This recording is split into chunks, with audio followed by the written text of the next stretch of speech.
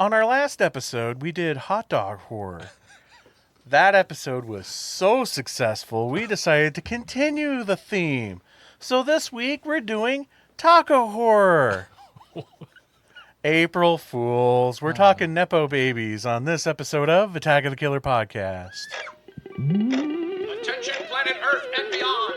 Stay tuned for Attack of the Killer Podcast. Attack of the Killer Podcast. Attack of the Killer Podcast. Attack of the Killer Podcast. That's time for the show. Yay. What? Hello and welcome to episode 336 of Attack of the Killer Podcast. I am your host, Insane Mike. No, Dr. Demento is not my father. You sure? No, Weird Al is not my uncle. And Insane Clown Posse are not even my cousins. I am not a Nepo baby. I got where I am all on my own, which explains a lot. In this episode, we're going to be talking about Nepo babies. What is that? What is that? That is like when you are like a filmmaker or actor or whatever, but you come from the breed of other famous people. So for this episode, it's horror filmmakers who are the children of other famous people, and well, not all of them in this situation are famous people of horror. One in particular kind of went in a complete opposite direction from his father. Children of I suppose famous get people. into that. Yeah. Now, if this is your first time listening to the show, Attack of the Killer Podcast is a horror movie podcast where a group of friends we get together with a topic and discuss films within that topic. We're just friends hanging out, so there may be spoilers. Heads up. Now, if you like the show, I recommend you become a Patreon and donate to Attack of the Killer Podcast. All of your donations help keep the show going. Donating to us makes you part of the Attack of the Killer Podcast family, and we call those people the Attackers. As an attacker, you get all kinds of extra content, like our bonus episodes. Our upcoming next bonus episode, we're going to be talking about our optimal movie-going experiences. It was such a big topic that we're actually going to have to do another one to finish the conversation. So, man, you're just dying to know what we talked about, right? Well, guess what? You got to become an attacker to do that. Also, as an attacker, you can get our YouTube shows like Killer Critiques. And in this most recent episode of Killer Critiques, I talk about Motel Hell. You can get that and so much more. All you have to do is go to jointheattackers.com. Pick the tier that you want to get the content you want. Even as an attacker, you can get shout-outs on the show like all of these amazing people right here. Timothy Linner, Roman Doppelfeld, Larry Watanabe, Brett J. Royer, Jessica Irish, Chris Cook, Brian Gotzel, Stefan Sitter, Brandy Moore, Andrew Mahler, Rodney Dean Hutchinson Jr., Carmen DeHague, Abraham Ariano, Andrew Bentler, Casey Kelderman, Tony Miller, Mike Clayton, Rose Talashoma, Abe Kirshner, Lisa Cavalier, Holly Berg, Bill Fisher, Greg Dedrick, Sam Lenz, Garth Jacobson, Brett White, Tiffany DeWeese, Scott Reebsman, and Chris Collins. You too can be on that list. All you got to do is, again, go to jointheattackers.com and become an attacker today. And now, boys and girls, ladies and gentlemen, young and old and young, it is time to introduce you to the podcast crew. He is the president of his parents' scissor company. People think he didn't earn it.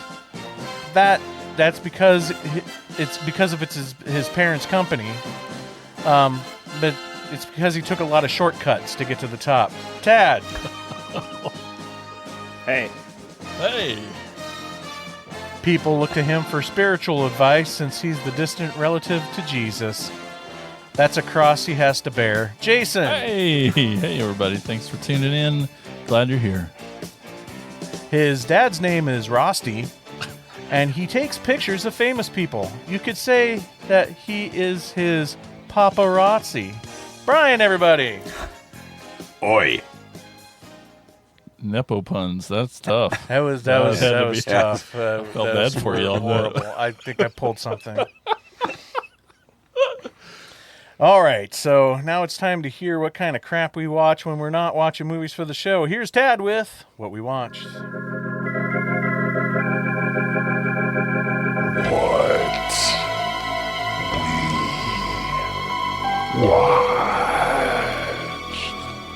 Well, I'm sort of excited to hear someone's review because I know one thing they've watched. So I'm just going to go right to it. Brian, what did you watch? Oh, you pick on me at first run every time, right? So that's fine. So a couple of weeks ago, God, every time we do this, I'm like, have I watched much since the last? It feels like we just recorded, and then I Yeah. realize, oh shit, it's been over 2 weeks this time, and it's been a bunch.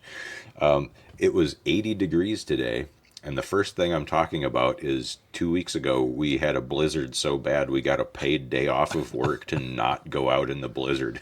Oh, Insane. Iowa. What's going on? Iowa. Yep. Anyway, so that snow day wound up being classic gangster day in the Clark Turford household. So we watched Goodfellas and The Sting, two movies I'd never seen and have been wanting to forever. Oh. They were You've never both seen very good. Goodfellas? Nope. Oh, I that's like. awesome. I would love the- to have been there for your first time. I mean, they're both great. I like The Sting better just because, older like classic known. movies are and it's weird to think that a movie that was made like within my lifetime is now a classic movie. 'Cause Right. Goodfellas came out in '90, so I was 8 years old when that came out. It's like, fuck, am I really that? Yeah, I guess I am that old. Whatever. But yeah, those were both a lot of fun. And then last weekend was Revenge Weekend with a couple of interesting and unintentional sub themes of people getting their hands ground off in garbage disposals. That would be Badass, the Danny Trejo movie, and Rolling Thunder, the excellent Vietnam revenge movie with William Devane and Tommy Lee Jones, and guys getting speared in the taint with sharp hooks.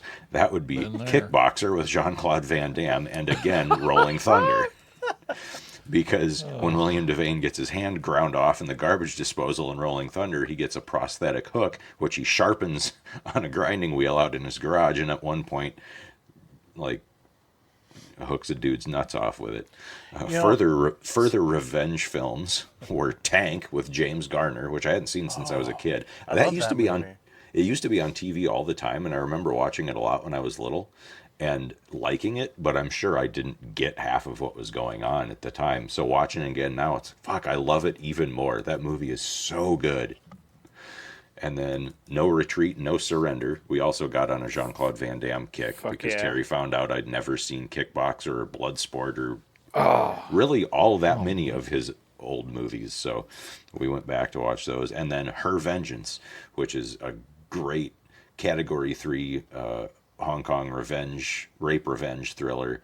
And the most exciting thing about that, actually, even though the movie is very, very good, is that my buddy Ryan from Dreamhaven Books is on the commentary track. I was so excited, and I've known that was coming, and I was just like, I'm so excited for you. That's awesome. So it's finally out, and then I got into the Dai Gothic box set from Radiance and watched The Snow Woman, which that's based on the same Japanese folk tale as the gargoyle segment in Tales from the Dark Side, the movie that we covered Okay. a while back. Beautiful visuals and a fantastic score by Akira Ifukube. And then a couple of, and Mike, I know you've seen at least one of these. You may have seen the other, I don't know, but I think you'll be excited about this. A couple of weird, how have I never heard of this movies, because so many big names are involved, but they're such oddball little movies. They just must have like flopped and then fell off the radar. Yeah. The Vagrant with Oh, Bill yeah. Paxton, Michael Ironside, and Marshall Bell, directed by Chris Walas. Wasn't that Like- long ago that I watched it too. Yeah, yeah. Yeah, we just stumbled across it on Tubi, and same Same with the here. other one. Actually, we were like, "The fuck is this? How have neither one of us heard that?" And it's so weird. It's like a much more demented version of The Burbs. Much, much more. I mean, did you feel like, I mean, it's very dark comedy throughout, and even in the third act, but I just felt like there's a moment where, I don't know, maybe it was the score was too lighthearted for the rest of the movie, but it just felt Yeah, like at maybe. one point it just got too dark and Because- just going in a much different Yeah, direction. it's The Burbs until the third act, and it turns into The Hitcher, Yeah, and yeah. it stops being funny. It's just mean, but which I enjoyed. Like it's kind of tonal whiplash because the whole thing is very quirky and goofy, but dark through the whole thing. But then, that last act is just like, no, forget the comedy. It's just going to be nasty now. And then Neighbors with John Belushi and Dan Aykroyd. Oh yes, okay, all right. Same thing. Like we got home tonight, we went out to dinner. We got a new ramen place in town, so we went out and tried that out. And we came home and it's like, oh, we got time for one movie before I have to record, and Terry goes to bed early. So we're clicking through the comedy movies on Tubi. And again, it was like, oh, Dan Aykroyd, John Belushi. Well, we've been watching a lot of classic SNL lately. Let's check this out. What a fucking bizarre movie. I know it. I don't know if Dan Aykroyd is more unhinged in Nothing But Trouble or this.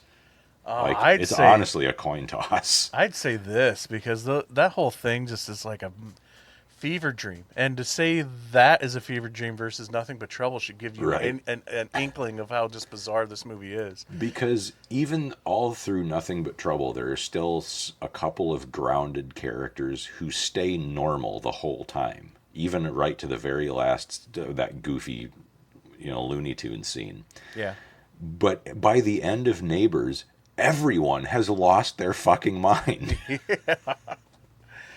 Yep, and it's was it just me, or is this like, I mean, this is a movie from my childhood, so I've already have a built-in love for it, and Brandy and I also watched it on Tubi not too long ago because this movie you just could not find anywhere. I don't think it's been on anything since the VHS days. Which is weird because the print or the transfer on Tubi is clearly in high def.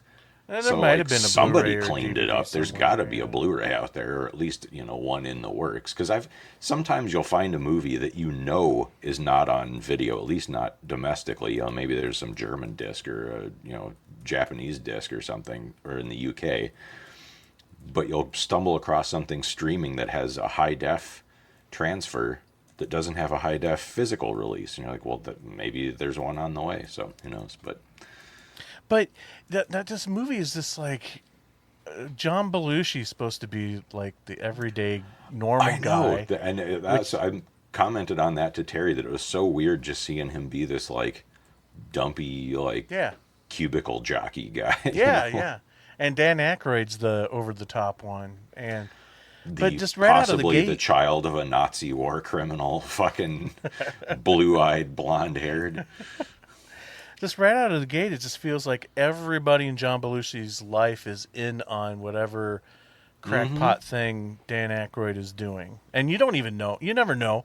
Throughout this entire movie, you never know what his real motivations ever are, Dan Aykroyd and his wife in this movie. But just right out of the gate from like, the wife is, defrosting Egos for dinner, and then the next thing you know, like she already knows that the neighbors are coming over for dinner, and like where's the scenes going on where everybody's finding stuff out before John Belushi does?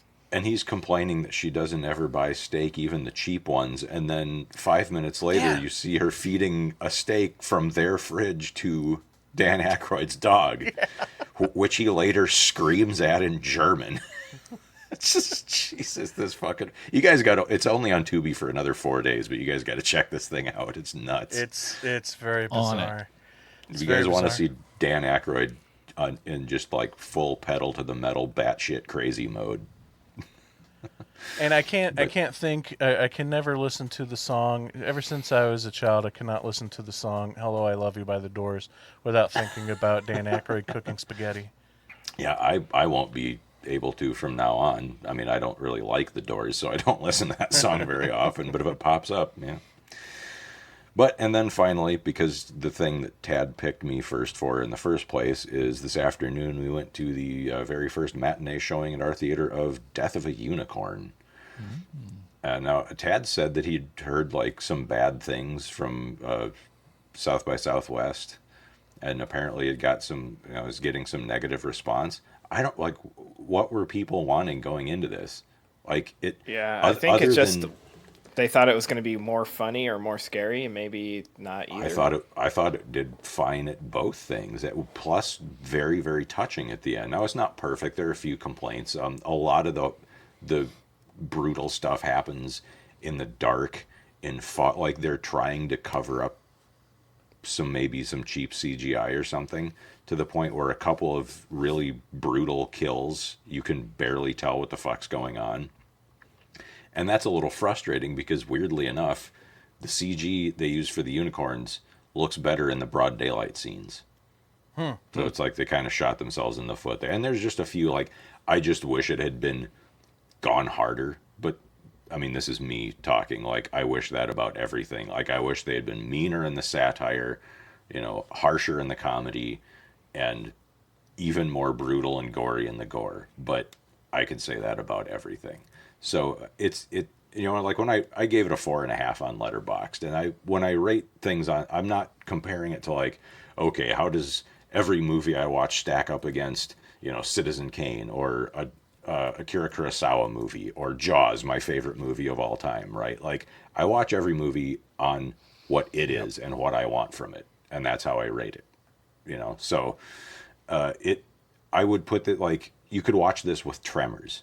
Like, it's a funny, exciting, gory monster romp. That's what I wanted from it. That's exactly what I got from it, with, again, unexpected, some very touching, emotional stuff right at the end. And I fucking loved it. Like, this, I would be absolutely shocked if this one doesn't wind up on my year-end list. Hell yeah. That's exciting. They could have done more practical effects too. I guess that's another complaint. Like, there's a little bit of that. There's some scenes where you look at it and go, that did not need to be digital. You could have done that with an animatronic. But, again, that's just me bitching about stuff. Did you watch anything else? Probably, but wasn't that enough? Jesus, I feel like I was just making sure before I go on to Mike. What have you watched? Okay, so got to go to the theater again. Got to relive part of Simon's childhood from his favorite children's book series. We saw Dogman. Man, it's so fun. I think I still like Captain Underpants better, and not just because Weird Al did the theme song for it, but Dogman, it's a great kids movie that's not afraid to be dumb and funny and just have juvenile humor in it. It does not pretend to be anything more than, all the gross dumb kid stuff we loved when we were kids. So it still disturbs me that if you think about the concept too much, that it's about Dogman is this cop who at one point was a human cop with his sidekick dog, and they were in a horrible explosion and had to have the dog's head put onto the cop's body. So that has always I've had a hard time wrapping my brain around. I just think too dark on it every single time. And even after the movie, I'm like, okay, you're older now. Come on and tell me, Simon. Like, one of them had to die, right? That's basically what this movie's telling us. One of them, whether it was the dog or the cop, and it more than likely was the cop because the Dogman has way more dog traits than human traits. Anyway, but it's fun. It's just dumb fun, and I've read those books with Simon as a kid, so it's great stuff. Then I also watch. It's on Max. It's called The Parenting. You guys have heard of this one? I watched the trailer to it. Yeah, so it's we watched that. It's fun. Oh, okay, cool. Yeah, I enjoyed it. I thought it was fun and pretty funny. A couple rents a countryside house for the weekend with both of their parents that are hanging out with them for the weekend, and then they discover it's inhabited by a 400-year-old poltergeist. It's got an interesting cast. Lisa Kudrow and Dean Norris plays the parents of one of the guys. Brian Cox and Edie Falco play the parents of the other guy. And the parents are my favorite part of this movie. They're just both both sets of parents are just so. And anytime Brian Cox is in anything, Right. that's a score. He kind of walks away with the whole thing.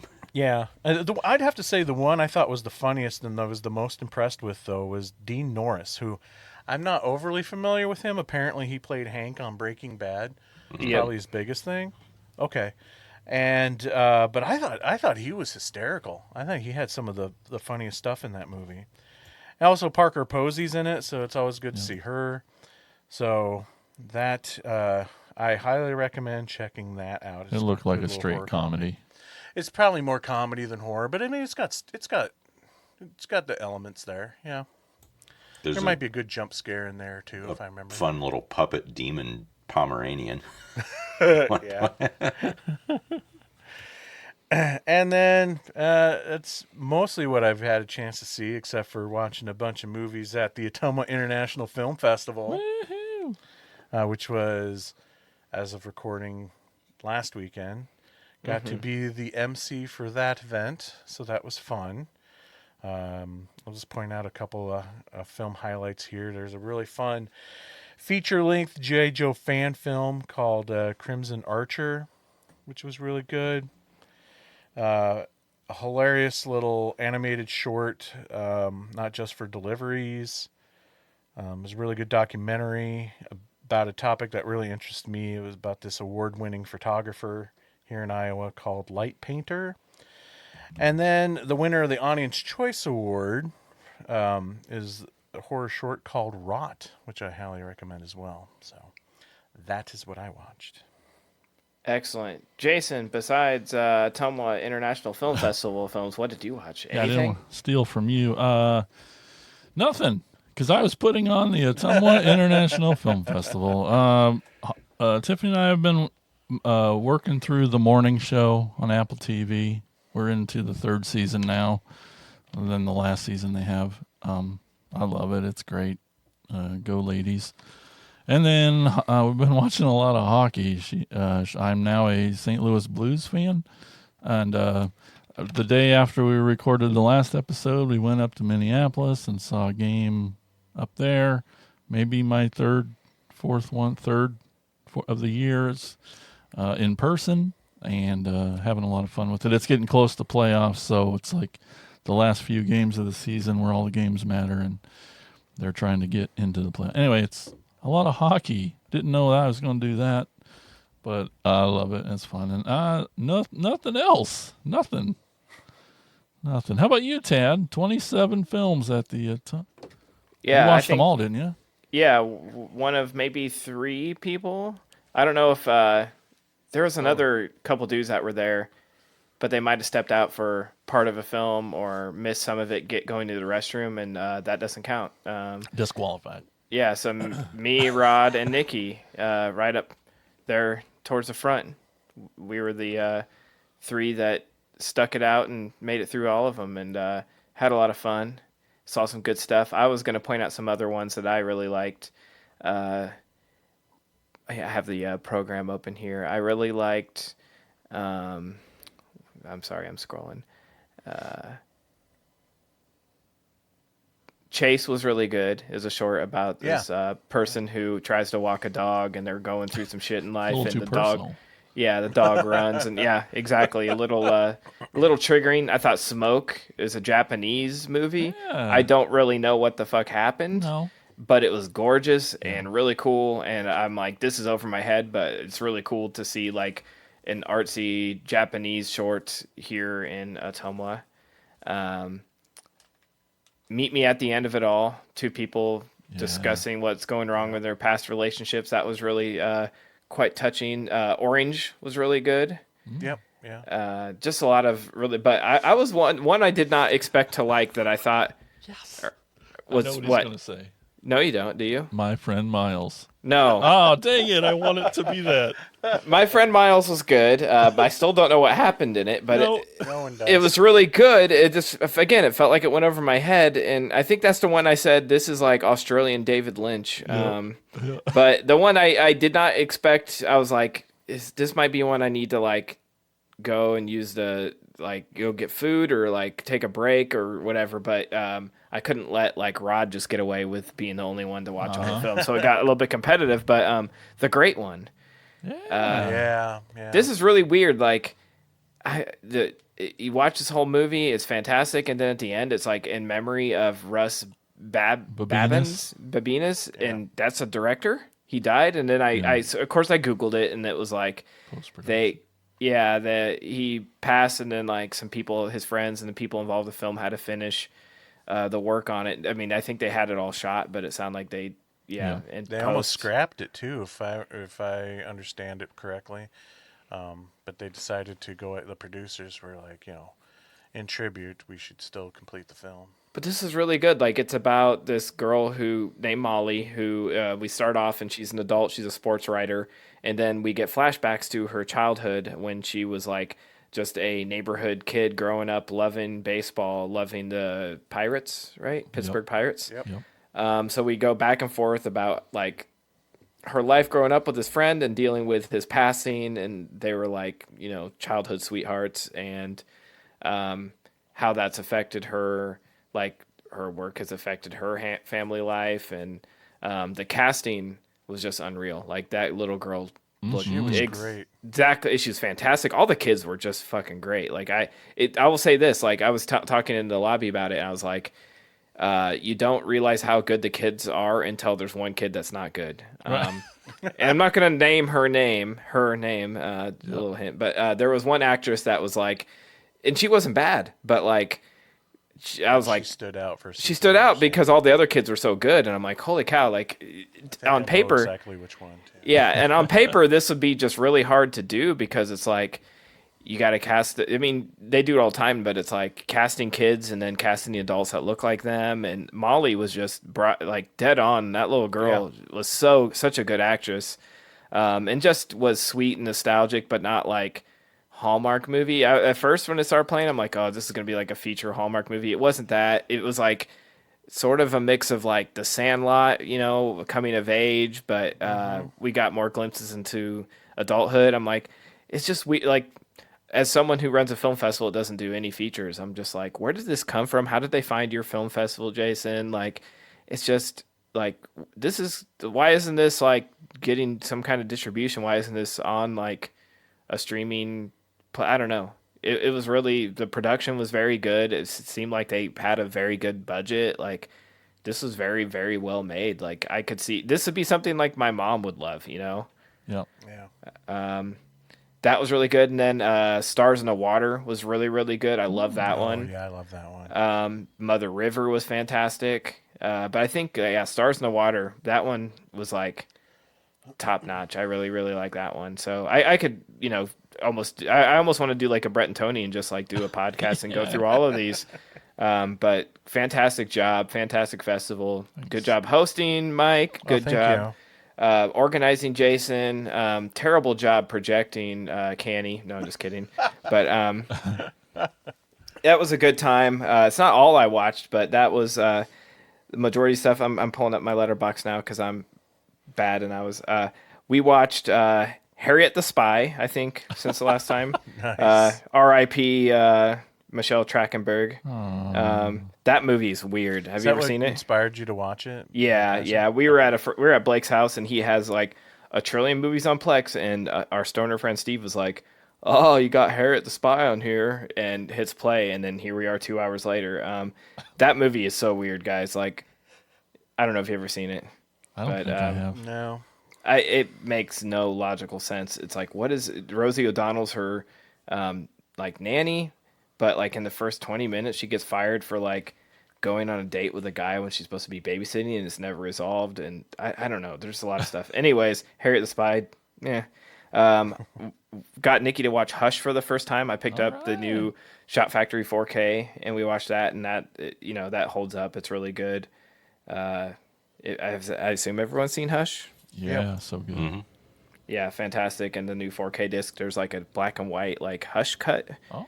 I haven't watched that yet, but I didn't even know that was on there. And then I like opened the disc and I was like, which disc do I choose? There's like 4 discs on the set. And for the first time, we're like, let's just watch the regular cut. Finally watched, and I guess the last thing, I finally watched Twisters. We were like in a mood that night of like, let's watch another movie and let's just watch one to watch one, get it off the list, and it was okay. I thought so. Yeah, I mean, it's one of those movies that makes me wonder, like, was Twister so good because of the nostalgia? Because of 1996, I was 11 years old when the original came out. Jesus. It was like a huge deal culturally. I had a stacked cast of, Oh yeah. people of who's who. Looking back on it, it's like, holy shit, what a cast. And it was like the world was obsessed with severe storms at the time. It was like a weird fad, a thing. Everyone was trying to jump on that like fad. And so watching this one, I mean, I like the chemistry. Everybody did a good job. I like that. I like that they sort of flip the script of like who's good and bad. Yeah, I like that they sort of, like people using these like basically insurance agents using these storms to their advantage of like chasing them down and then taking advantage of the people who have been hurt by the storms. That was an interesting twist. Her friend from like her childhood, Twister. Her friend from childhood. I'm trying to remember his name. But he looks like a frog or something. He drives me nuts the whole movie. I'm not a handsome person, but like I felt like they were trying to like make this guy like the sort of like the competition for Glenn Powell, and I'm like, he's unpleasant to look at. Like, I'm sorry, but like the whole movie is distracting because his eyes are like even further apart than Uma Thurman's. They're like, he looks like a frog. They're on the side of his head. So that's my review of Twisters. That's what I watched. Okay. I want to see that on the box. He looks like a frog. His eyes are on the side of his head. Dang. Okay, I found a picture. I'm going to send him in the group chat. Sorry, great. guys. All right, but while you're sending that, we should probably get into the films for our topic of Nepo Babies. Jason, what's our first film? Up first from 2020, that's 2020. The film is called Possessor. You have a very special nature. One we've worked hard together to unlock.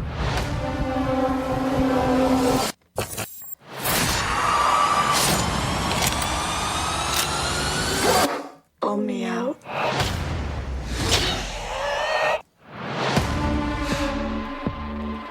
The results are normal. Anything you want to flag? No, I'm fine. Mom! Hi, darling. How was your trip? Dull. Extraordinarily dull. Our next contract's a big one. The target is the CEO of the largest operation in the U.S. You'll be binding to Colin Tate. We can't afford any mistakes on this one.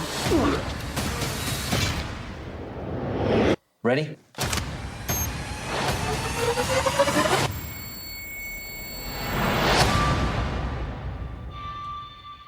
What's with you today? What do you mean?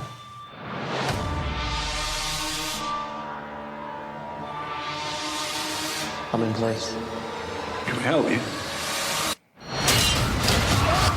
Finish this. What are you doing? I can't pull the trigger.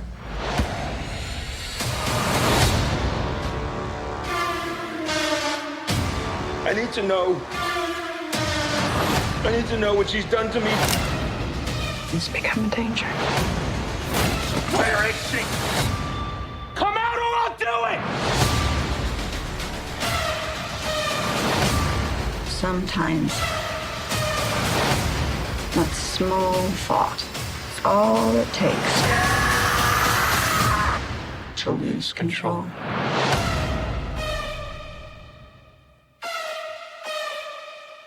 Tasha Voss, an elite corporate assassin, takes control of other people's bodies using brain implant technology to execute high-profile targets. Directed by Brandon Cronenberg, son of Philip Cronenberg. I'm just kidding, David Cronenberg. Philip C. Cronenberg. Yeah, Yeah, man, I know this. I watched this in 2020 for the year ender when it came out. It was awesome. It's a wonderful mindfuck movie because you don't. I mean, you know what's going on, but then you don't, and it's just really weird and cool. Number And 6 on my list. was it? Oh, Yep. awesome. Yeah, I love the sci-fi-ness of it, and it's I think the people, it's got a good cast. The Andrea Riseborough does such a good job, and so does Christopher Abbott, who was in The Wolfman, of just like playing two brains in one body. Like, can't be fun. Mm-hmm. And Sean Bean, Jennifer Jason Leigh, amazing as always. A little body horror, I guess, maybe a little, but not.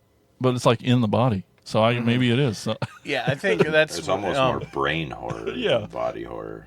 It's sure. body horror in the sense that it's not as visceral as Yeah. what his dad would do, Yeah. but it's body horror in the fact of like not having control over your own body, which is Yep. pretty horrific. It is, and just hearing that trailer again, the score is so good, and yeah, I really liked it. The brain fuckery of it. What did you guys think? I Bueller? dig it. The neural link thing reminds me of like Neon Genesis Evangelion or Pacific Rim, where the pilots have to be compatible and able to handle certain psychological stresses that most people can't, and I guess like that part is more Evangelion, and then the compatibility is the Pacific Rim part, where their judgment, like, you know, when she goes into the mind of the guy who's supposed to assassinate Sean Bean, who is like contractually obligated to die in every single thing he's in. Yeah, no kidding. You know, that she's told like, you can only be in this guy for 3 days, but maybe in another target she could have 4 or 5, or in some targets maybe she only gets 1. You know, it just kind of depends on how well they match up. And I like this movie a lot, but it falls just a tad short of love for me. That's not to say, like, I'll watch it again. I'd love to, you know, get the Blu-ray and listen to commentary and you know, watch the special features and whatever else comes with it. But it feels, this is going to sound weird, and maybe it's not completely right, but it feels colder than most of his dad's movies, which is because they have a very similar take on things. But I think, and you kind of hit the nail on the head, Mike, of why I feel this way, is that because it's less body horror and more cerebral.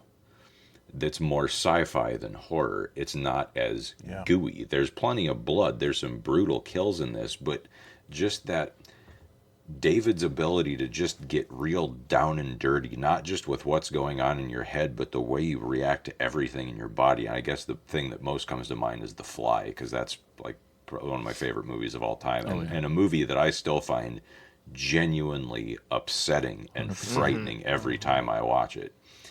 Whereas this is like, it's like I said, it's more cerebral, I guess, and that's where it puts a little more distance between me and what's going on, so I don't feel as connected, as invested in the characters or the events.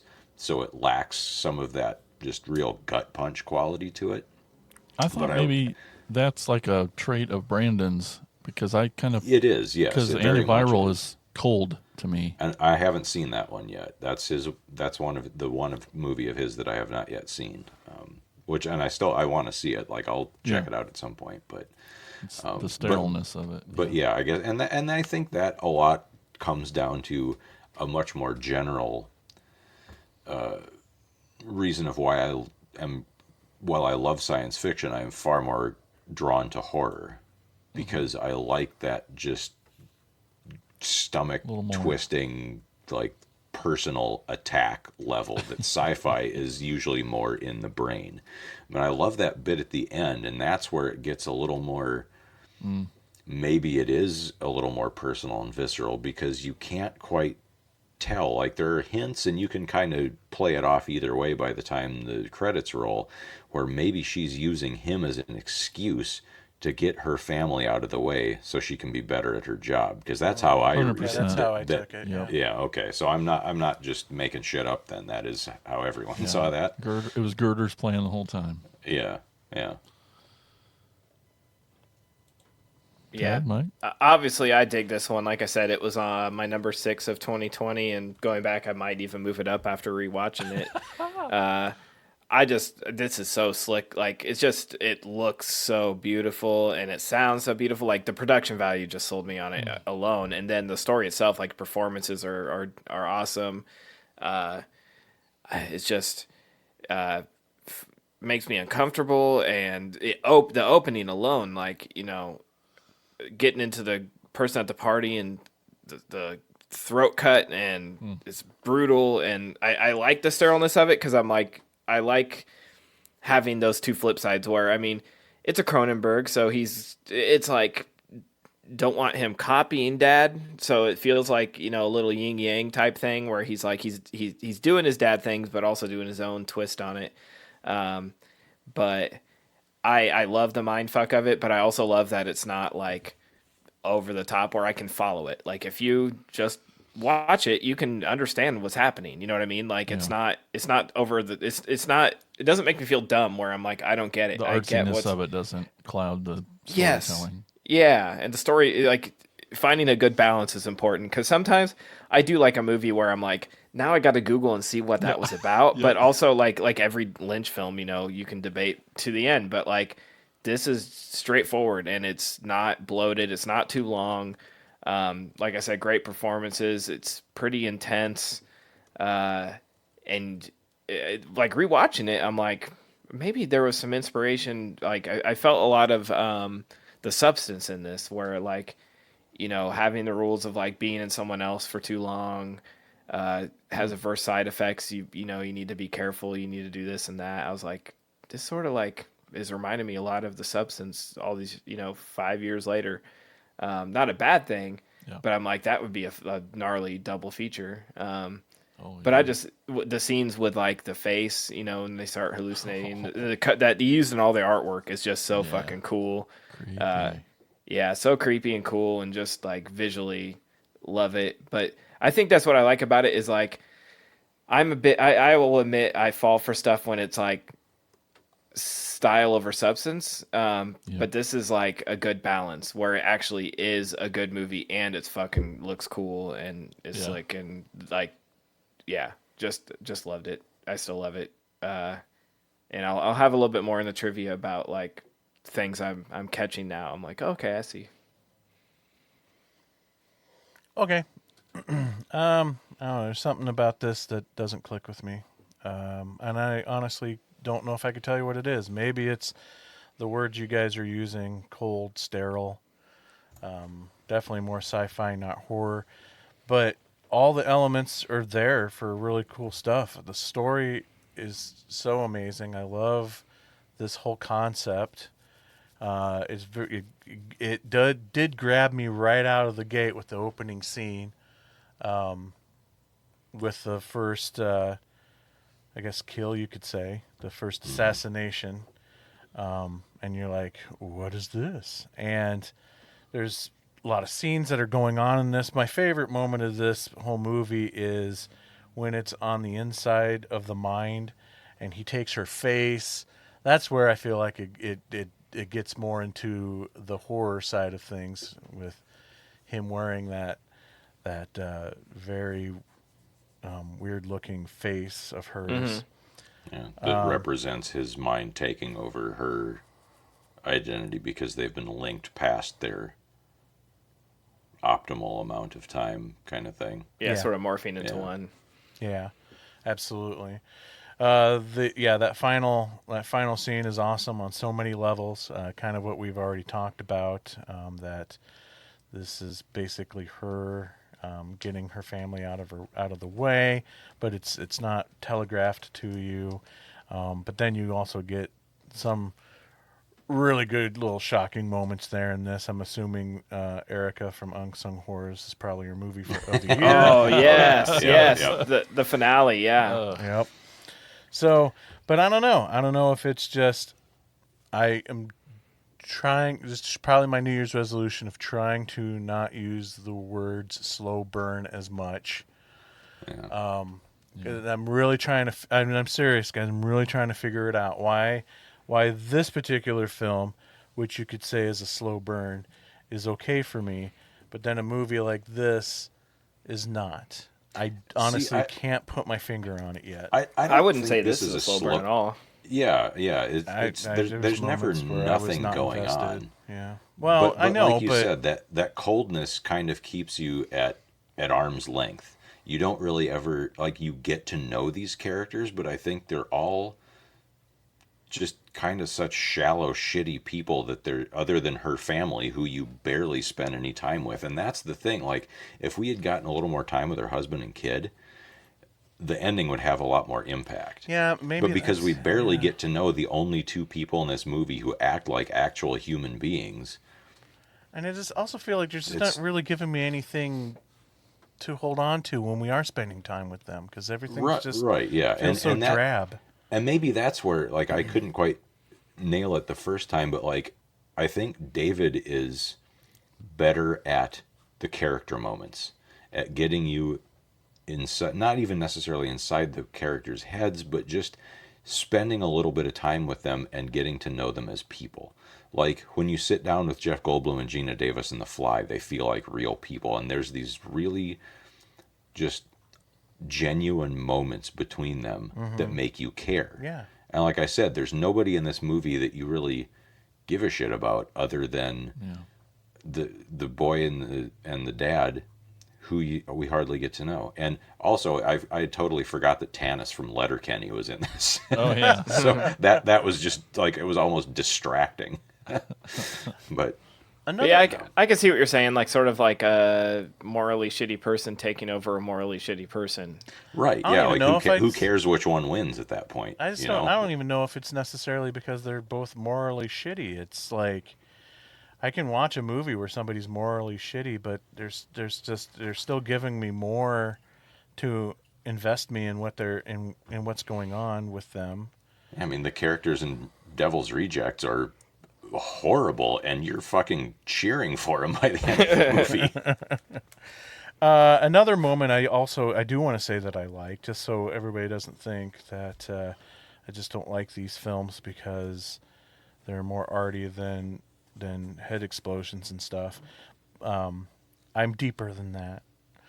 What are Yeah. you laughing? You had to say it. That means it's That means questionable. yeah, but no, seriously though, like I really enjoyed the scene where she is spying on him, and she's practicing his words, and then like the next day when he wakes up, or when she wakes up in his body, and she's coming down for breakfast or whatever, and like she starts talking to her, and like the first thing out of her mouth is like, what's wrong with you today? Like she just instantly, no matter how much she tried to practice everything, like she could the was it wife, girlfriend, I forget, could see right through it right out of the gate. Like she could tell there was something off, and I really dug that. I thought that was pretty cool. Anyway, yeah, sorry guys. There's a lot of great stuff in there, but it's not. This isn't going to be one that I'm going to revisit much, if ever. So it's not a bad movie. I'm not saying that. I have the 4K. I love it. I'll watch You it gave over it and 3 over. stars. Who did me? Yeah. Yeah. It's not a bad movie. Yeah. Again, there's a lot of elements I like. There's It's not just for you. there's something that I'm disconnected from it. So, but what trivia do you have for it, Tad? Most of the special effects in the film were done practically with an effort to use as little VFX work as possible. The hallucination scenes effects in particular were even done in camera. Cronenberg credits his effects specialist Dan Martin and Derek Liscombe and his longtime cinematographer Karim Hussein for being able to pull off convincing visuals with minimal CGI. That brings it up another notch in my book. Yeah, that's pretty cool. Brandon Cronenberg says he was inspired to make Possessor by 2 pieces of media. The first was Jose Delgado's 1970s book, Physical Control of the Mind Towards a Psycho-Civilized Society, which demonstrates how movements can be Induced by radio command, hostility may appear or disappear, social hierarchy can be modified, sexual behavior may be changed, and memory, emotions, and thinking process may be influenced by remote control. The second is a short film. Please speak continuously and describe your experiences as they come to you, by Brandon Cronenberg. So one of his own shorts inspired by this book, and then he made a feature version. There are actually 2 versions of the script for Possessor. Brandon Cronenberg has said that there is a possibility of a second movie down the line that would encompass the material that didn't make it into this version. So there's, I don't know if he could turn that into another movie. And then I'm going a little long on this one just because there was so much interesting stuff. While developing the movie in pre-production, Brandon Cronenberg found himself gathering inspiration from the films of Dario Argento, particularly opera. Nice. I could definitely see that, yeah. especially in the colors of the Yep. mindscape. Yes, Are exactly. very Argento-y. Exactly. Like I was watching it, and then I saw this piece of trivia, and I'm like, makes total sense. I see it. Very cool. Okay. So, Brian, what's our next movie? Our next movie is from 2015. It's Scout's Guide to the Zombie Apocalypse. Whoa. It's Denise, what's her face? She went to our high school. Now she's a stripper. Man. Is she been not? It's impossible to break. Pretty handy. I'm a scout. Like an actual scout? Yeah. Nice things. Thanks. You know, tonight's the secret party, right? Everybody except the douchebags and the neckerchiefs will be going. This could be the night of our lives. Carter, the town's deserted. Dude, look. What? The bouncer, he's gone. We should sneak in. Dude, there's like nobody here. Don't worry, Mommy. Daddy's here. Dude, something's wrong with her. Look at her chest. No, that's makeup, dummy. It's a jungle thing. Oh, my God! Wait, you're the stripper. Cocktail waitress. What is going on? Do you think everyone's eating each other? Like a... Any more questions?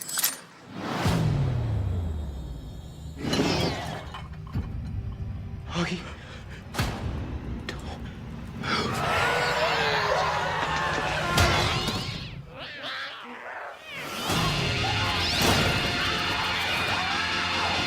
We're fine! Everything's under control! Guys, the police are gone. The military, they're not coming either. But tonight, we're gonna show them what being a real scout's all about. We're just gonna stay in here, and we're gonna go save the world. That was a really good speech, Ben. It's Scully to Rogers. He looks like crap. He set him on fire. You tried to eat me! All right, scouts, let's kick some zombie ass.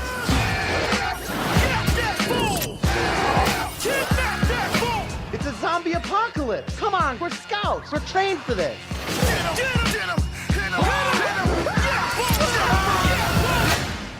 What is that? It's a bomb! What are you, the Taliban? Carter, stop agitating them. What, any new profile pic? Oh, that was a rapid cutoff. All right. All right. There's, a janitor played by Blake from Workaholics, who I was happy to see because we just finished watching through that series, which I thought was hilarious. Nice. So good. Causes a fuck up at a laboratory that releases a zombie plague. 3 Boy Scouts, Ben, Carter, and Augie, are on. They're still trying to recruit people, but they're the only 3 people in their troop, and they have one last big camp out planned before Ben and Carter quit Scouts, which they haven't quite had the guts to tell Augie yet. Ben has the hots for Carter's sister, Kendall, and there's a whole lot of character shit. Like, they introduce a lot of people very quickly in this movie. But basically, they have to use their Boy Scout, always be prepared talents to save the day, rescue the girls, and stave off the zombie apocalypse. I think I didn't see this. This was the first time for me. Okay. And I knew about the movie, but I think it was one of those things where when it came out, I was just suffering so badly from zombie fatigue that I was just like, oh, not another, I don't fucking care, whatever. And then it came up for the show, and I was like, well, it's a comedy. Terry will probably, like, I don't always make her watch the movies for the show with me, but it was like, she'll like this one. And she'd seen it before. So She's she's like, yeah, I did my time. yeah, I was like, whatever, I'll watch this again. And I really, really enjoyed it. And she said she actually liked it better on the rewatch than she remembered liking it the first time around. And I had no idea that, the director was Christopher Landon. Christopher Landon. But I mean, I didn't know he was the son of Michael Landon, who also has some great horror cred, and I Was a Teenage Werewolf. But also that he made the Happy Death Day movies, which I absolutely love. Like, so, and Terry was like, "Oh yeah, this is the guy that made this and this and this." Like, shit, really? Yep. Well, now I feel stupid for not having watched this before. Just absolutely had a blast. And and then David Koechner shows up. It's like, oh, I love that guy. And then fucking Cloris Leachman shows up. Like, hell yes. And then later. After she turns into a zombie and her false teeth falls out, and she's trying to bite Carter, and she winds up just gumming his ass cheeks. Oh my god! This movie is so much fun, and like there's some great like kind of genuine emotional beats, and like when they hook up with Denise, who was like an upperclassman and kind of like a legendary upperclassman in their school, right? She was like super hot girl, real popular. Was probably like a senior when they were in, early junior high or whatever. And then dropped out and now works at a strip club, but not as a stripper, as a cocktail waitress. But nobody knows that. They just think, oh, hot girl works at the strip club. She's, a stripper. And then she turns out to be kind of like their wise, like in Can't Hardly Wait, when the main character is all despondent and he's out wandering around and he runs into Dharma from Jenna Dharma Elfman? and Greg. Jenna Elfman, thank you. Yeah. And she's like trust me, this is not the end of your life, and kind of is giving him, like, she plays sort of that character in this movie, right? And and they're just friends. Like, there's maybe a little sexual tension in the fact that there's these horny teenagers walking around with this older woman who they've always kind of idolized. But, like, it never gets weird. She's, like, kind of cheering on Ben and, like, look, They don't degrade her, which is great. Yeah, they don't degrade her. She doesn't, like, look down on them. They work together as a team. It's like all the character stuff in this movie just, like kind of we were talking about the last one, everything feels kind of cold and distant. All the character stuff in this one feels like everyone genuinely likes each other, and it's just really honest and real. Like it's This, like when this the boys movie's fantastic. I love it. Yeah, like when the boys have their falling out of like it was straight out of, if you've seen Superbad, it's just like that where like they don't want to tell Evan that he's going to a different college and. Or McLovin, they don't want to tell him that they're going to break up, whatever. And it's like, we all had those moments in high school and middle school, whatever, where it seemed like the biggest deal. And it's looking back, it's something stupid, but like, in the grand scheme of things, there's a zombie apocalypse and you sort of had to put that shit aside, but you still like hold grudges and have petty bullshit, coming of age in high school is just for everyone is just a confusing and awkward and overall horrible time, and to throw a zombie apocalypse into it, it just adds to it. And I agree with the character thing. It's like this movie would work without the zombie thing going on that just sort of is there too. And I'm the same exact boat as Brian, where I've ignored this forever because it just felt like another movie trying to capitalize on the zombie craze during Walking Dead and all that shit. And I had no idea Landon had directed this. And I'm like, when it got popped up on the list, I did,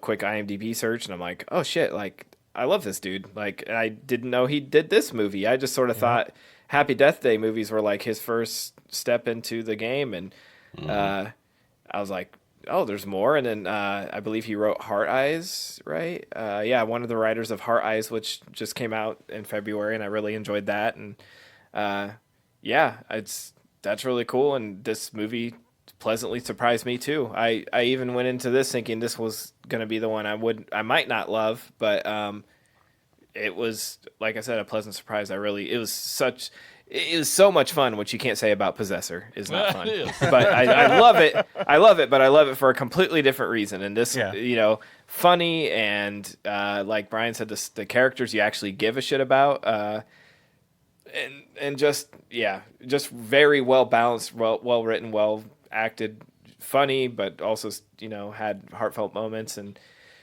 overall another great movie. See, I've seen this a few times now because I remember watching it back in the day, and then when Happy Death Day came out, and then Freaky came out, and I love those movies so much that I did a deep dive, and I'm like, what else has Christopher Landon done? And when I looked him up, and I'm like, oh, Scout's Guide. I've seen that. That was pretty good, and I watched it again, and now again for the episode, and not to pigeonhole Landon, but you brought up Superbad. It's Happy Death Day is obviously like, Groundhog's Day. Freaky's got, the whole Freaky Friday thing going on. And he's more than just the guy who takes 80s comedy plots and make them horror movies. But with that said, you mentioned Superbad. This is kind of like Superbad, but with zombies. I mean, down to the point where the one guy is just, all he talks about is wanting to have sex. And there's even the scene where they go to get alcohol for the party, which is also straight out of Superbad. So. Yep, and the three boys, and one of them is like the nerd who can't grow up, and the other two are making fun of him behind his back, and they're trying to get to the party and leave him. Yep. The only difference is, like this scout dude did not end up with Seth Rogen and Bill Hader as police officers. But it didn't take away from me. I love Superbad, and I'm like, I want more of that. How about this? And this was a little less like raunchy, and if this was Superbad, they would have totally like been hitting on the older girl the entire time and degrading her and being gross. And so I appreciate like Brian's look on it of like, she comes in and kicks ass, and they're like, oh, like she's actually the morally, like she's actually like the grown up in this situation, and actually has her shit in order and can shoot, and is teaching them things, and gains their respect right away. And it's like, as weird as it sounds, like feel good. It's weird you say less raunchy when you have a scene where a guy's hanging from a window holding onto a zombie's penis. Yeah. or when the shirt pops open on the zombie and the guy still has to run up there and touch the boobs. Yeah. But it's a fun movie. I love it. Yeah, I love how much all Christopher's movies, I love the way he balances comedy and horror. I mean, I don't think that's easy to do. No, it's not. And it's clear in all of his movies. It's just so great. I saw this when it came out too, or back in the day. I loved it. I think I liked it more this time too, just, having now knowing his style. And it just helped lock it in even more. And it was I also was very biased because I'm a lifelong Boy Scout. I've been a Boy Scout. Are you an Eagle Scout? I almost was, but it's not too late, man. I was a Cub Scout. I think it is. There was a time limit on that.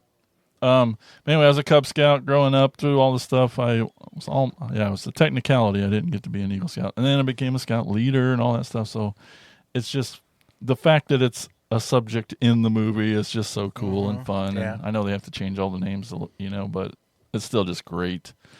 Another cool thing about this movie is I didn't realize he was party attacker zombie, but one of the greatest special effects artists in the world, Tony Gardner, was in this and did special effects for this movie. And so anything he does and puts his hands on is brilliant because he's really one of the best there ever was.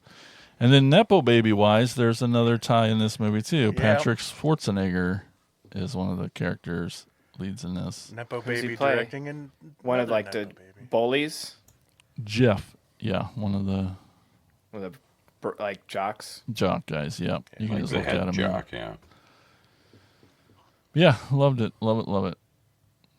That's what, Yeah. the thinking of the head jock and the party that they are going to ditch Augie to go to, the scene where like Lieutenant Jock takes his girlfriend to the back and wants to have sex, and she's like, "No, we're not doing that. We've barely been dating, but you can go down on me." And then not only they managed to combine the Dr. Tongue from Day of the Dead Yep. with the giving head joke from Reanimator in yeah. one scene. Like, Yep. that's Bravo. fucking brilliant. So there's one other Christopher Landon movie that I have not pulled the trigger on yet, because I know it's not going to be in the same world as these other films, but he did one of the Paranormal Activity movies. He did the Yeah. marked ones. 2014. And I'm not a fan of that franchise anyway, so I have it on DVD, and it keeps staring at me. I'm going to eventually, I've got to watch it to be a Landon completist, but haven't done it yet. Looks like he has one coming out in 2025 called Drop. There's a trailer and everything. Ooh. Yeah, we saw the trailer for that ahead of the next movie we're going to talk about. hot, We saw yeah. that in the theater. And it looks fun. Yeah. Yeah, I mean, Blumhouse. maybe not like buy a ticket fun, but I'll watch it when it's streaming fun. Universal's distributing. Bear McCready did the music. Yeah, that sounds all right. Excellent. Yeah, as far as these, if you want to have the class of Nepo Baby directors, he's my favorite. But I think more than that, he's probably one of my favorite modern day directors. So, Tad, what do you have for trivia on this? The screenplay for this film was featured in the 2010 Blacklist, a list of the most liked unmade scripts of that year. So glad it finally got made. Yep. The use of a trampoline, spoiler, to escape the zombies is from the classic Super Nintendo game Zombies Ate My Neighbors, where the main characters use trampolines to jump from garden to garden. And I included that because that is like my all-time favorite game ever. Me too. I got it for my birthday when I was a kid on SNES, and I listened to the score. I love that game. When the scouts enter the strip club, there's a ton of these in the credits or in the trivia. There's tons of little Easter eggs in this movie and fun little hints, but I thought this one was funny. When the scouts enter the strip club, the live part of the live nude girls sign is flickering, foreshadowing the first zombie encounter. At that point, they were not aware of the zombie apocalypse. But there's a ton of little things. And another one, a mile marker scene in the movie shows Haddonfield as a nearby city. I was waiting for you to bring that one up. Yeah, so I have it in my notes. I'm like, I'm letting Tad have that one. Yeah, tons of little fun Easter eggs. But I mean, you mentioned you use Haddonfield, Halloween. You got Zombies Ate My Neighbors. Like, you have my heart in this movie. So yeah. Okay, so Tad, what's the next movie we're going to talk about? Our next movie is directed by Osgood Perkins. It is The Monkey. Oh, that's odd. I don't remember locking this. You wouldn't have to remember if my aunt had a wind-up toy monkey at the yard sale. Oh, not a cherished childhood memory now, was it? No!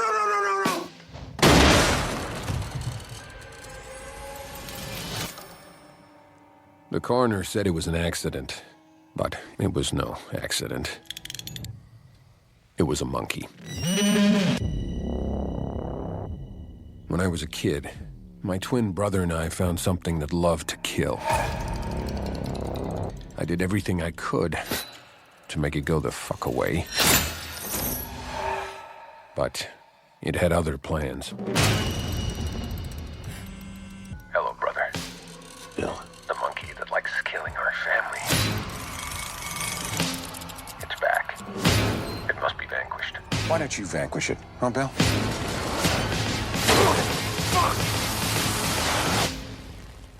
Wait! We have been chosen to witness its power over life and death in its most devious ways.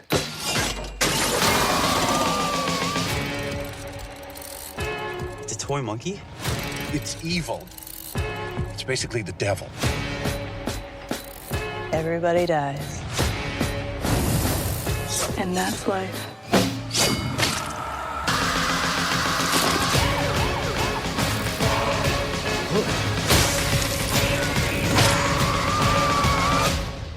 Oh, fuck.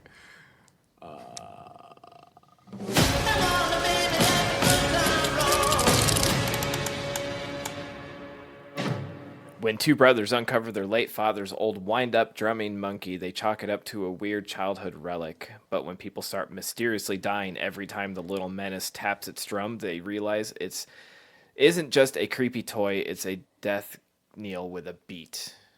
This movie is, I still think it might still be in theaters. I'm not sure if it's streaming yet, but we don't get movies that are like right in the theater, out of theater. Yeah.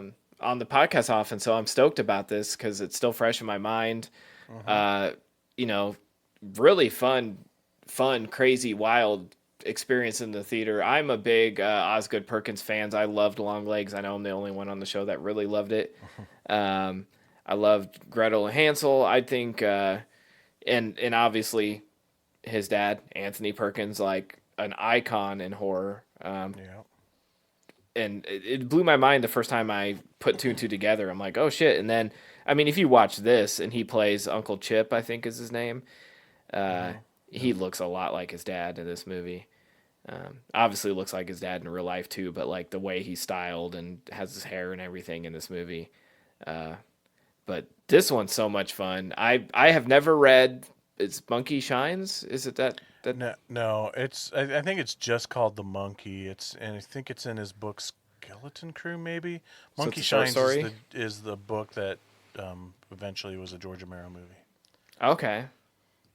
But on the cover of that book and the cover of Monkey Shines has that same kind of toy monkey on it, so a lot of people make that association. So the Romero movie has nothing to do with this? Nothing at all. Nope. Okay. Interesting. And has there been a Stephen King adaptation of this before? I'm asking you because I don't, you know. Not that I'm ever been aware of. But again, it was just basically sort a of, short kind story. of. But I don't think it was credited. There is a movie called Merlin's Shop of Mystical Wonders that was featured in one of the Sci-Fi Channel seasons of Mystery Science Theater. And it's a vignette movie. There are several different pieces to it, but there's a chunk of it about a haunted cymbal clapping monkey that is, it's not exactly the same as this, but like I think they changed it just enough so Stephen King couldn't take them to court over it. Makes sense, yeah. But this is the first official version that I'm aware of. So this is very much like coming of age, growing up, mixed with Final Destination. It felt like, I think a lot of people took that, you know, like these, not necessarily like that death is coming for you, but more so of the coincidental, like weird Rube Goldberg machines leading into people having terrible deaths. And this is like, when I saw the trailers and stuff, I'm like, this looks like a blast. And then our friend Colby, he saw an early screening, I think, at a film festival and said it was like, he hyped it up quite a bit and said it's like the most fun you'll have at the theater this year. And I was like, oh, okay, it looks super violent, but listening to that trailer, you know, they do lean into the humor too, and it is a black comedy through and through. Oh yeah. And I don't think it's like only funny to people like the coffee table's only funny to me and Brian, but and me. I think it's more intentional that it's, you know, has the humor to it. The way the voiceover and narrated is definitely tongue in cheek, very dark humor, and I dug the shit out of it. Some people were mixed on it. I loved it through and through. This will probably be on my top 10 list of the year. I don't imagine I can find something that will knock it out, but you never know. I hope something does. I hope I'm blown away, but I laughed my ass off in the theater watching this. It was gnarly, violent. I can't wait to see what he does next, which we saw a trailer after this, to what he's doing next. So I'm curious to hear what everyone else's thoughts on this one are. I'm right up there with you. I loved this movie, and then I wonder, do I need to watch Long Legs again with a different lens? Is maybe that's supposed to be funny and I didn't get it the first time? Because, yeah, he leans way into the comedy on this. I wonder if Stephen King famously didn't like The Shining because of what Stanley Kubrick did, the changes he did. So I wonder what he thinks of this. Because I'd assume, like, well, I think I even read it that Perkins like strayed quite a bit from the short story and decided to go with a more comedic just because he couldn't figure out a way of telling this story seriously. I feel like, not to interrupt you, but like that's fine. Every new movie that comes out, every new horror movie, like we have a positive Stephen King quote. I love Stephen King, but like I think even like The Dark Tower he liked and that shit sucked. But like I feel like now he knows better of like, I better hype this shit up because the better it does, the more money in my pocket. Yeah. You know, nothing against him. I love the guy. It seems like the only thing he doesn't like is Trump, which is great. Yeah. I've definitely seen some positive things from King about this. He said he expressed his admiration for its batshit insane nature. and maximum overdrive mix of horror and humor. Perkins definitely kind of, sucked up to him a little bit by putting that character of Thrasher in there, who looks like one of the Ramones for no reason other than the fact that Stephen King fucking loves the Ramones. Hey, is that Corey from Halloween Kills or Halloween Ends that plays Thrasher, or he plays? Yeah, I think it is. I think it is too. I think Brandy called that out. Yeah. Anyways, and that's obviously not the only. I just looked it up, and yes, it is. Holy shit! That's not the only nods to King in this film. There's a lot. It lays it on thick. Yeah. So much so that I think I started reading into things being nods to other things. But, okay, guys, I'm dumb. I didn't get it till like way after the fact, after seeing the movie, that Adam Scott was the father. Oh. Yeah. Oh, did you not get it either? Oh no, I did. So I am just dumb. Okay.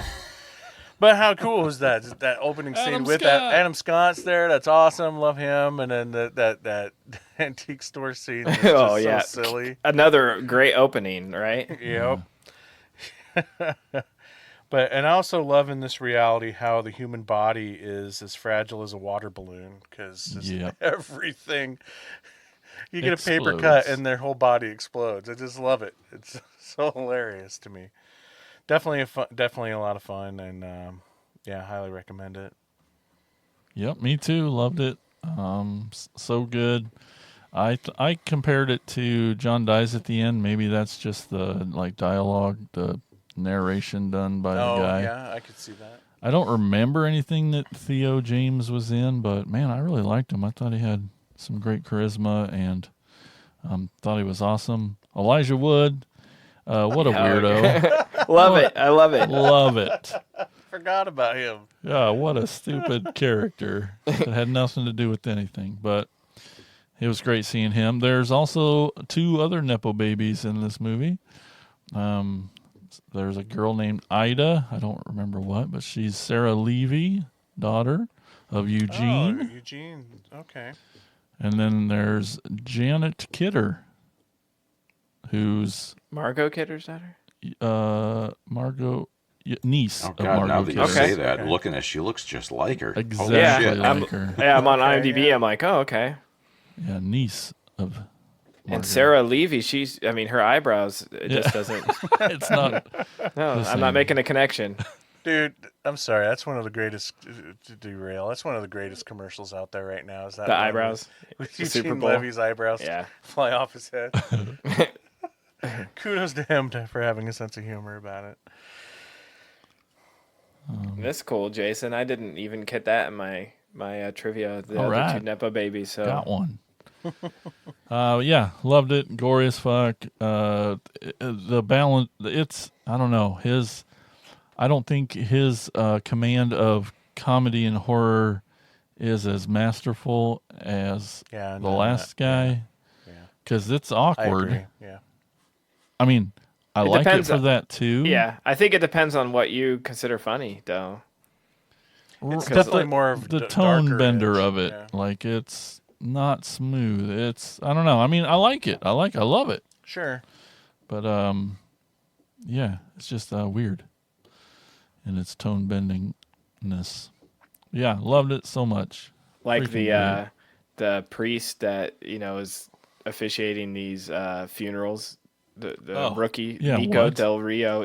So it's like, what is this? Like, what So world does weird. he exist in? I know. And then some of the stuff, I was like, it is a movie about a killer toy monkey, but also like, again, we talk spoilers. Like, I asked both Rod and Brian, I didn't, and I must be an idiot too. I didn't get at the very end, like the guy who rides the ghost that rides by on the horse, and it's like the. How did you not? They've talked about death riding a pale horse like 50 times in the movie. I that just go was for like, your head? Both me and Nikki were like, "What was that?" Because It's like just a weird thing still out of nowhere, though. yeah, because it's like It a breaks movie. the reality of what Yeah. we've seen so far. Exactly that, and the hornet scene or whatever when it goes into the dude's mouth. It's like Yeah.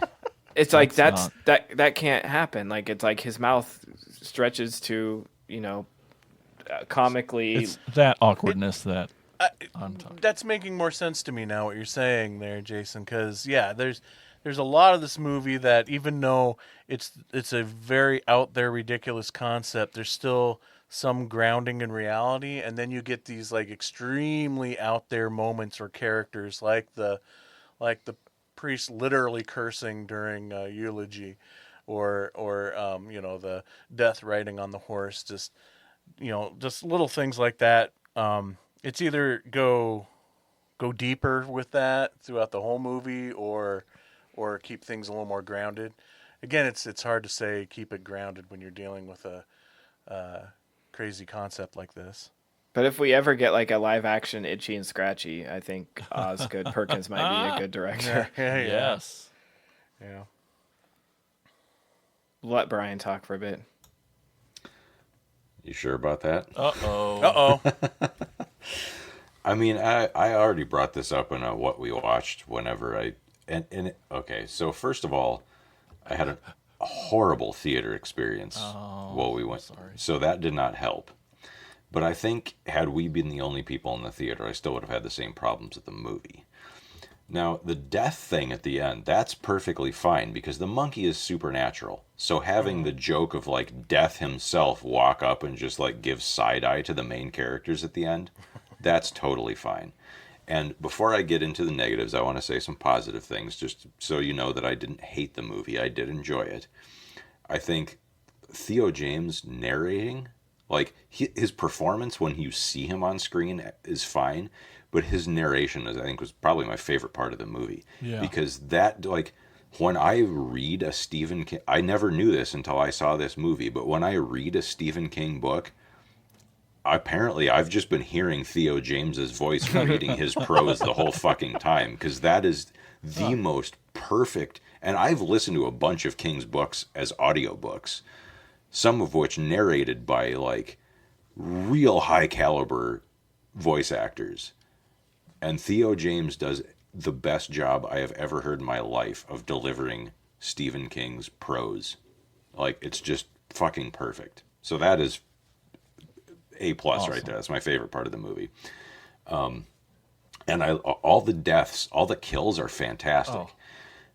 But what I hate, like you were talking about the rookie preacher cussing, or that weird ass fucking real estate agent trying to get in his pants while they're going over his childhood home after his mom died, or that cop who was like, dude, did you see this gross mess in the other, like, nobody behaves like that. Or Thrasher just existing, first of all, but then the whole Hornet thing, like, and I was talking about this in a group chat with some other friends from G-Fest, and one of them said something that kind of made it click why I didn't like this movie as much as I feel like I should have. He described it as a feature-length episode of Portlandia with a killer monkey. And I don't like Portlandia. I don't like that style of humor. And something that Oz Perkins seems to have forgotten is for a horror comedy to work, some of it has to be played straight. The horror has to be played straight. And that's what, like, I fucking love all the Final Destination movies. And that's what I think most people have been comparing this to. Because you're laughing at the deaths because none of the characters get that it's funny. To them, it's just terrifying. And that's why it's funny to us as an audience.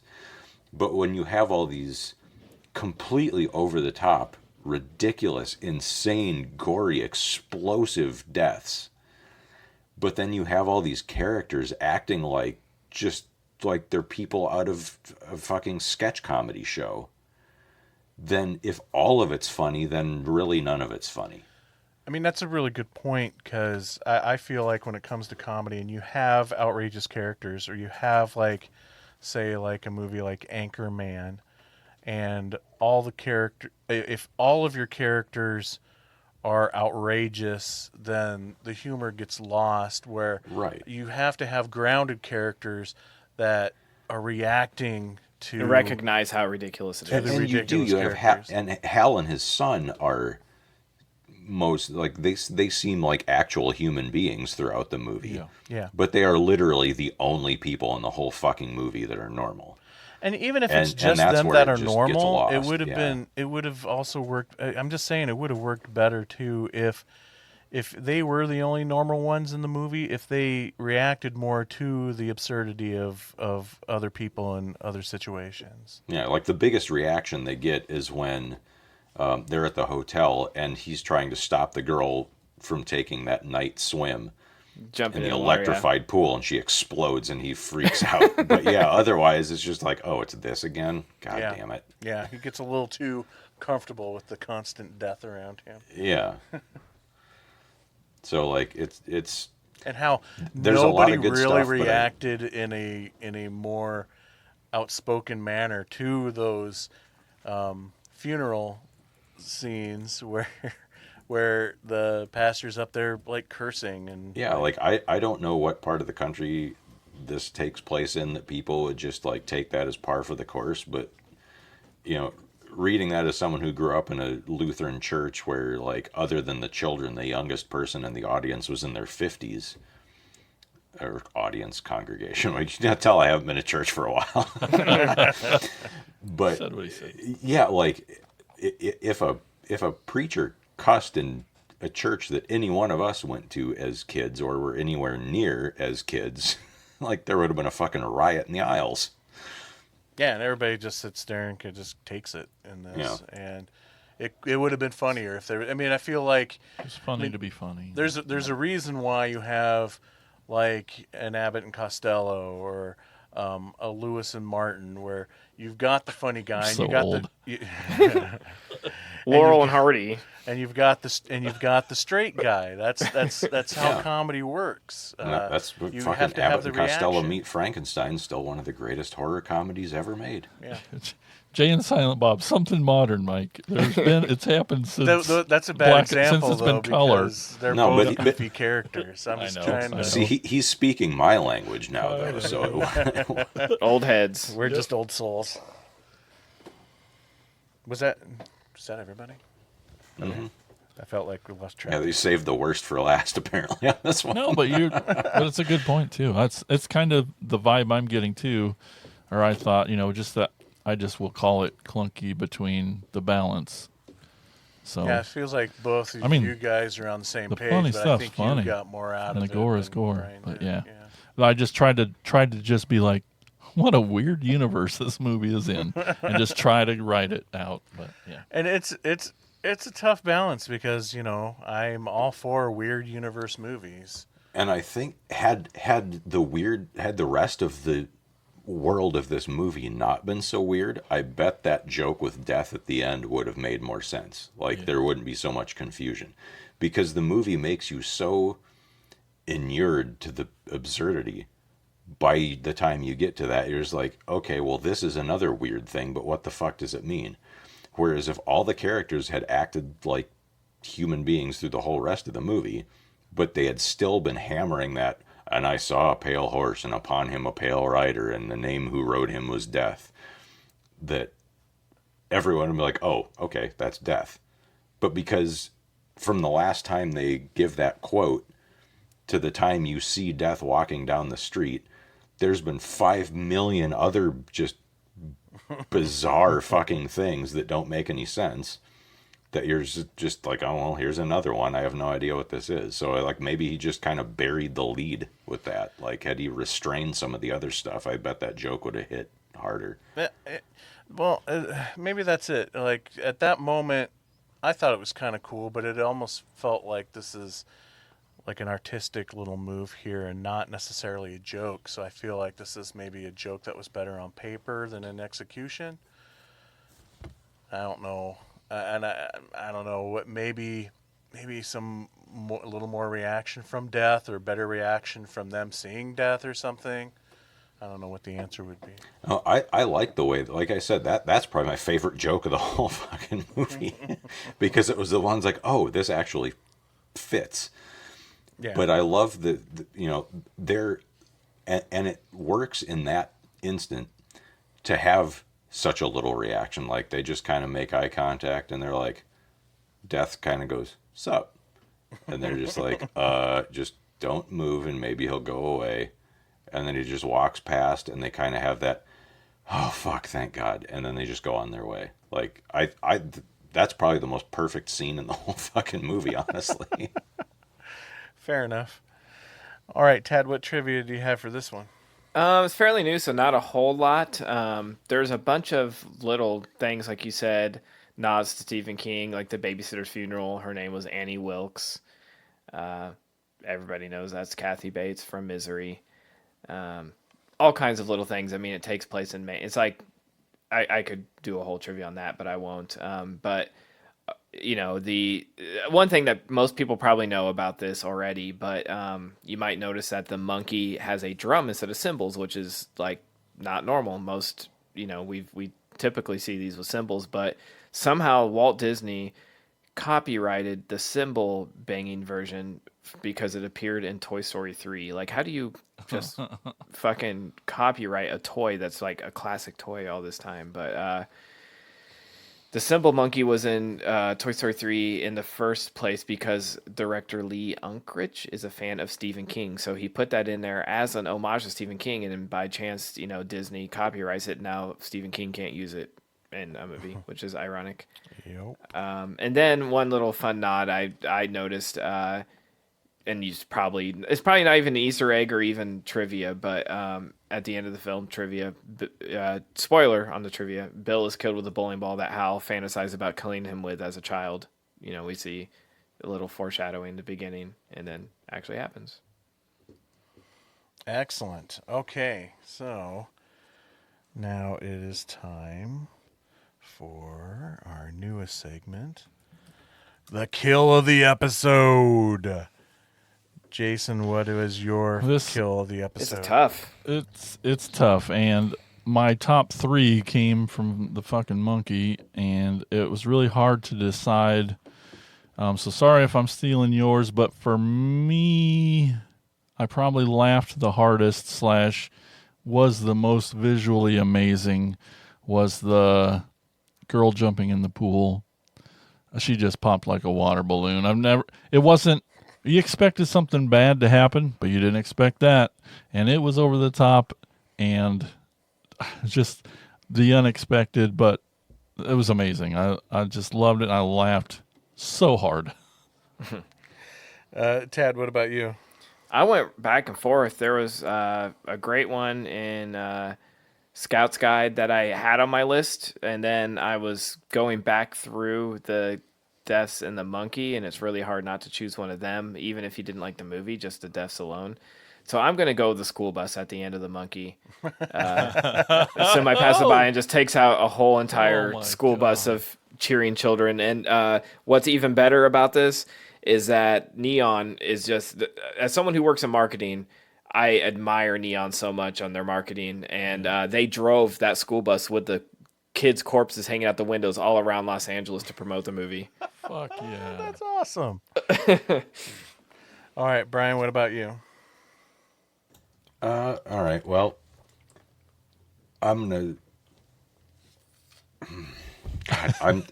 I always forget this is a new thing because we've only done it for a couple of episodes. So when you said, and now it's time for, and I went, God damn it. I'll have to send out reminders for a while until it gets etched in our brains. I got to go with the kid getting gacked in Possessor. Just because, I mean. You just laughed out loud for real. Yeah, I mean, I know it's Erica's They went thing. for it, man. I know it's Erica's thing. She's the one who wrote the book. But, I mean, it's a love we share, you know. I'm always down for a kid getting splattered in a movie and, like, on screen. And, yeah, that's just, I mean, if nothing else, Brandon Cronenberg's a champ for having the balls to do that and go that hard with it. Because it just wasn't one, it was multiple. And then it ends in just an epic little head explosion. Yeah. Back of the head. I'm with you. How about you, Mike? For me, my favorite kill, I'm with Jason. It's the pool. Oh, it's the pool scene. Because, you know, you seen that, like, toaster get tossed into the bathtub. And, you know, even if it's, like, crazy, you know, electricity flying through the air or whatever, you don't expect the body just to completely explode like that. Unexpected. Yeah. Aunt Ida's like, you know, fishing lures to the face, which makes her put rubbing alcohol on it, which she tries to light a cigarette, catches her face on fire, and then falls into the real estate sign. That was almost what I was going to write that one down first. And then I got to give props to Scout's Guide when he uses the pool ball gun and shoots through 3 zombie heads with 1 pool ball. That's like, that's pretty rad. And the angle is going through the heads, the camera. It's so cool. I was debating between the kid death and that one because when they break into that party at the end and the other 2 both take out a zombie and they're like, fuck yeah, we did it. And he's like, boom, boom, boom, boom, and takes down 3 of them with 1 shot. And he just looks at them both like, I'm the king. Yeah, I wanted him to like cock the gun and be like, my name's Horace. Yeah, exactly. My runner-up was the monkey with the shotgun in the closet. It's just, I think showing a trailer, yeah. I think him yelling, no, like makes your body tense up, and you know it's coming. And then it was over the top blood, more blood that's in the human body popped out of her head. It was gross and awesome. Absolutely. All right, so there you have it, folks. We're going to take a quick break. When we come back, we're going to finish off the show with our last 2 segments. But first, you're going to hear a promo for our podcast network called the Prescribed Films Podcast Network. The PFPN is home to so many awesome shows, such as the Bad Movie Bunny Podcast. Every episode of the Bad Movie Bunny Podcast reviews horror movies, but the screams you hear are your own. So check out the Bad Movie Bunny Podcast and all the other shows at thepfpn.com. We'll be right back.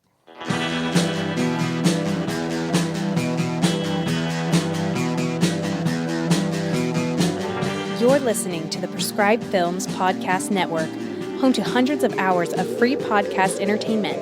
The shows on this network all have a common goal, providing you with the best discussions about movies and other forms of entertainment media. The PFPN hopes to fill your earholes with audio joy. Visit our website with links to all the other amazing shows at www.thepfpn.com. Thanks for listening. Welcome back, and now it's time to hear from you guys, the listeners. Here's Jason with shout-outs. It's time for shout-outs! Shout-outs!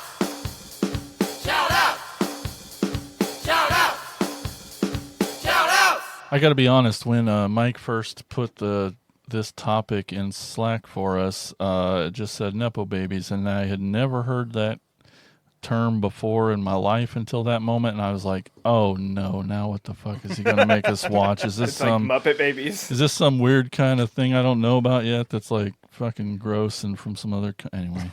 I was like, no, that's if I that would be some suggest a title, Brian. then you I know. worry. I'm like, but they talk, you know. Necro babies or something. You know, but I didn't know, so I saw it and I'm like, what the fuck does this mean? God, I I shouldn't even said necro babies out loud. That's going to be the fucking next topic. No. I There's just a got movie the called Blu-ray Nec- for Devil Fetus. Anyway. All right, see what you've done. There's also Necrophiles, which has like this like floating demon baby doll in this graveyard. It's pretty cool. Anyway, so I'm saying I don't think a lot of the listeners necessarily knew what that was, too, even though Ted did a good job describing it. But we asked, what are your favorite horror movies directed by Nepo Babies, parentheses, children of celebrities? And we had one on our Facebook page. We got Jacob McLaughlin. He says, Possessor is amazing. Yep. I love how cruel, nihilistic, and nasty it is. One of my favorite horror movies of the decade so far. He says, I've liked all of Osgood Perkins' films so far to varying degrees, Gretel and Hansel being his favorite. And then he said, Mandy is excellent with one of the all-time best Nicolas Cage performances. Heck yeah. And that's all we got for shout-outs there, but we got some voicemails. Let's listen. Hey, everybody, Attacker Brian here. And it sounds like on this episode, the podcast crew is talking about Nepo babies. And I'm sure they've told everybody what those are. But it sounds to me like they're just rich little assholes. They got famous because they followed in their rich parents' footsteps. So I want to highlight some of the babies in horror films that aren't rich and didn't have a very good time. So I'm going to give you my top 5 babies in horror films. And at number 5, from 1992, The Big Baby in Dead Alive, or as I call him, Rod.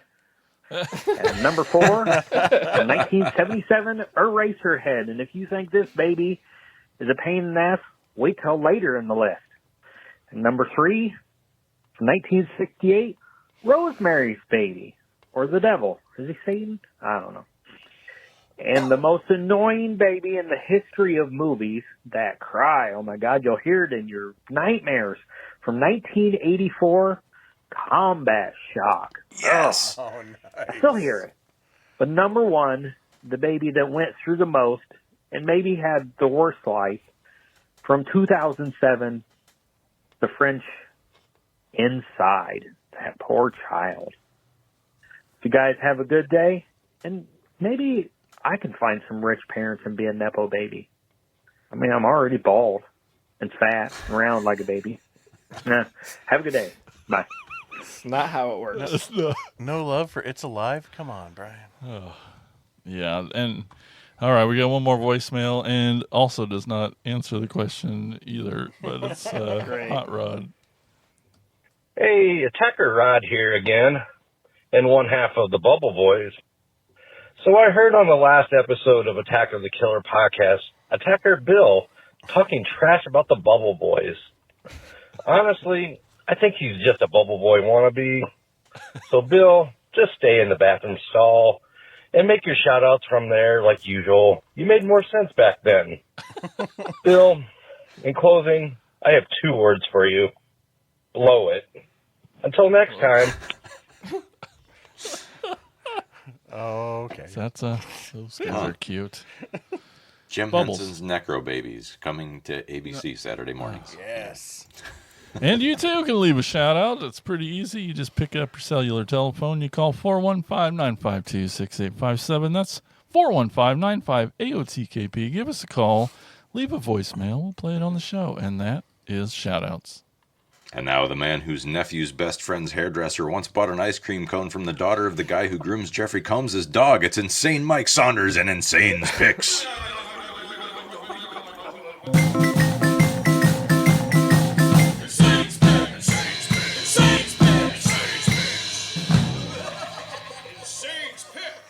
It's been a while since we talked about any of the late 80s, early 90s German extreme gore films. And I have to fill empty spots in some of those filmmakers' filmographies. I realized that I have only seen 2 of Olaf Ittenbach's films.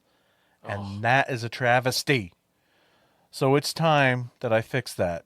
And that is why I will be discussing his 1989 film shot on video splatterfest, Black Past.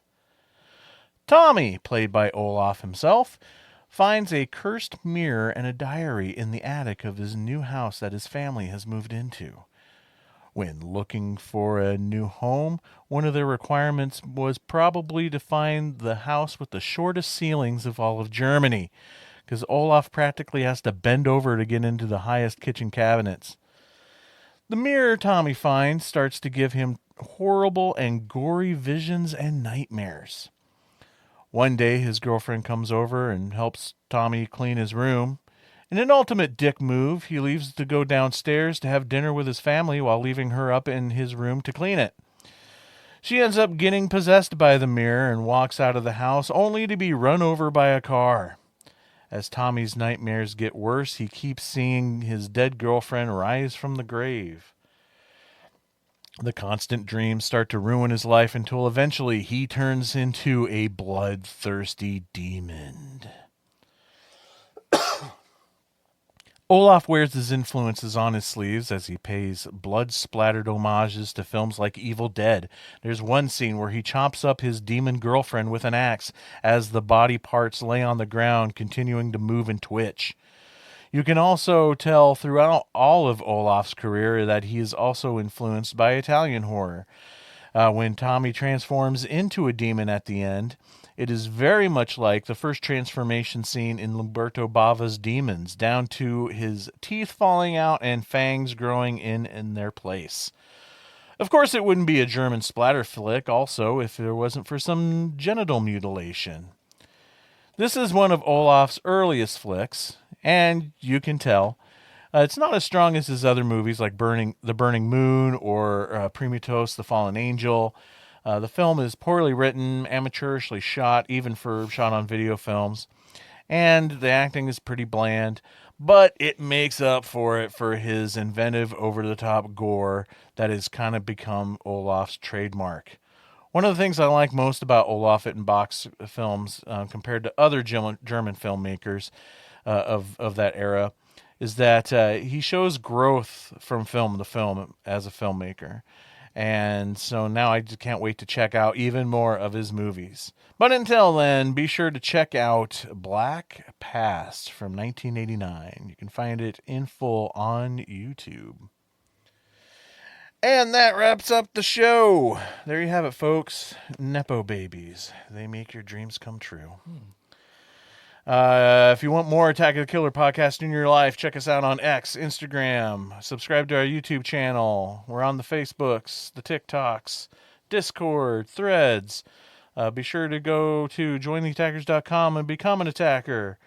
You can also check us out and all the other great shows on the pfpn.com. And also leave us an iTunes review. That would be pretty sweet. So thanks everybody for listening, and we will talk to you next time on Attack of the Killer Podcast. Oh no, could this be the end of? Attack of the Killer Podcast.